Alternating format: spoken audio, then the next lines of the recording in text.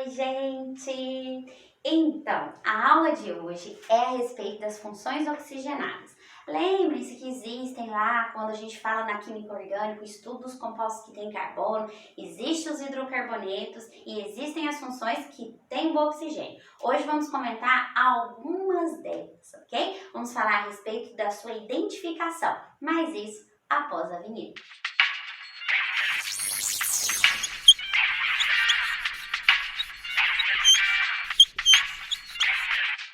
Então, antes da gente começar a aula a respeito das funções oxigenadas, você vai se inscrever no canal, vai dar um like, porque isso é muito importante, tá bom? Depois que você fez tudo isso, agora a gente vai relembrar o seguinte.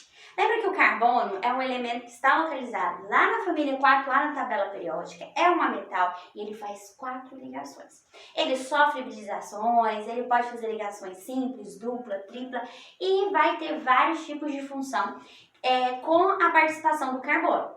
Os compostos orgânicos é uma quantidade muito maior do que os inorgânicos. Então, é uma necessidade de classificá-los, nomeá-los e tem várias regrinhas importantes. Primeiro a gente estuda os hidrocarbonetos, que são estruturas que só têm carbono e hidrogênio. São moléculas apolares, têm tipos de interação de polo induzido, podem ser usados como combustíveis e você pode lembrar do petróleo e dos seus derivados, né? Podemos falar que os hidrocarbonetos estão dentro dos combustíveis fósseis. Tá, mas e as funções oxigenadas? Elas vão ter a presença do oxigênio. O oxigênio é um elemento que está lá na família 6A da tabela periódica. Também é considerado um metal, ele tem 6 elétrons, então logo ele precisa de 2 para ficar com 8 e ficar estável.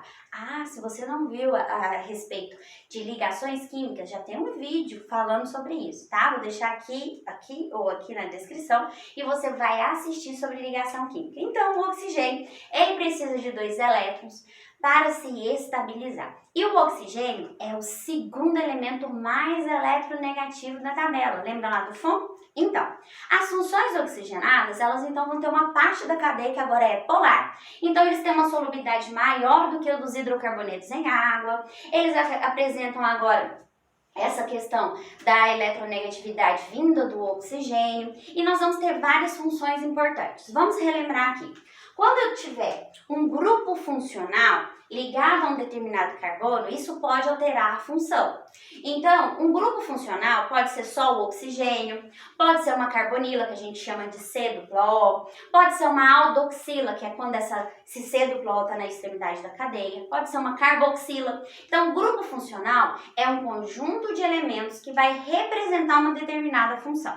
Vamos aqui com o álcool. O álcool é quando vai ter a presença da hidroxila, que é o OH, ligada a um carbono saturado. Gente, não importa se a cadeia é aberta ou fechada, se mais para frente tem um carbono que é insaturado, que tem uma dupla. O importante é você saber reconhecer quando é um álcool.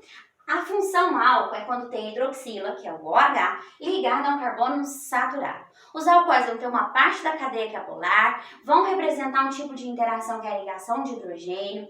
Eles acabam tendo uma característica de formar algumas compostos que são anfifílicas, ou seja, tem uma parte polar e uma parte da cadeia apolar. Eles têm uma característica que agora eles vão tendo essa certa solubilidade tanto em água quanto em outros compostos orgânicos. E eles podem ser classificados, dependendo da quantidade de hidroxila. Se você tem uma cadeia que tem mais de uma hidroxila ligada a um carbono saturado, você pode ter um poliálcool. Se você só tem uma hidroxila, você pode classificar ele como um monoálcool, tá? Lembrando que na nomenclatura, o final do nome vai ser ol. E você tem que indicar onde está localizada a hidroxila. Lembrando que quando se tem um grupo funcional, a gente começa enumerando a cadeia pelo grupo funcional. Tá, mas da série dos compostos que tem hidroxila, temos o enol. Enol é essa estrutura aqui. Quando a gente vai ter a hidroxila, e essa hidroxila vai estar ligada a um carbono insaturado. Também pode ser cadeia fechada, pode ser cadeia bem longa e ramificada, desde que você observe. Teve a hidroxila, só que agora ela está ligada diretamente no carbono, que apresenta uma dupla ligação. Lembrem-se o seguinte, os enóis, eles são extremamente instáveis e logo eles sofrem um tipo de reação que a gente chama de tautomeria e podem se transformar em aldeído ou cetona, dependendo da classificação desse enol. E outra função que a gente tem com a presença da hidroxila é o fenol. O fenol, gente, é quando tem hidroxila novamente, só que ela está ligada a um anel aromático. Diretamente ligada ao anel, a gente não tem álcool. Então vamos lá. Álcool é quando a gente tem a hidroxila ligada a um carbono saturado. Enol, hidroxila no carbono insaturado. E fenol são aqueles compostos que têm a hidroxila também, mas ligada a um anel aromático, popularmente conhecido como benzeno. Tem 6 carbonos, 6 hidrogênios e 3 duplas ligações em ressonância, em movimento, em alternância, ok? E temos o tal do éter agora. Éter, eles são extremamente voláteis, ou seja, apresentam uma elevada pressão de vapor e é quando tem o oxigênio entre carbonos. Esse R que eu coloquei ali representa cadeia carbônica, tá bom? Então vai ter carbono de um lado, carbono de outro e a gente vai ter o oxigênio ali no meio. Esse oxigênio sozinho ali entre carbonos vai representar o grupo funcional da função éter. Tá, temos os ésteres. Ésteres não é a mesma coisa que éter, tenham cuidado. Éster é quando a gente tem um C dupla O seguido de oxigênio entre carbonos, tá? Vai estar ali mais ou menos no meio da cadeia. Então, além de uma carbonila, que é esse C dupla O, a gente vai ter esse oxigênio entre carbonos. Os ésteres são flavorizantes, gente. O que é flavorizante? São sabores artificiais, de baunilha, morango, chocolate. Isso são ésteres, tá? Tá muito presente na nossa alimentação em alguns produtos artificiais. Lembrando que a gente vai colocar nome no éster, a gente usa o final ato e o restante da cadeia a gente coloca nome de radical com final A. Então, é comum a gente ter etanoato de etila, propanoato de metila e assim sucessivamente, ok? Nós temos um grupo importante que é a cetona. O grupo das cetonas não é a acetona. A acetona é uma dos compostos que estão dentro desse grupo, que é a propanona.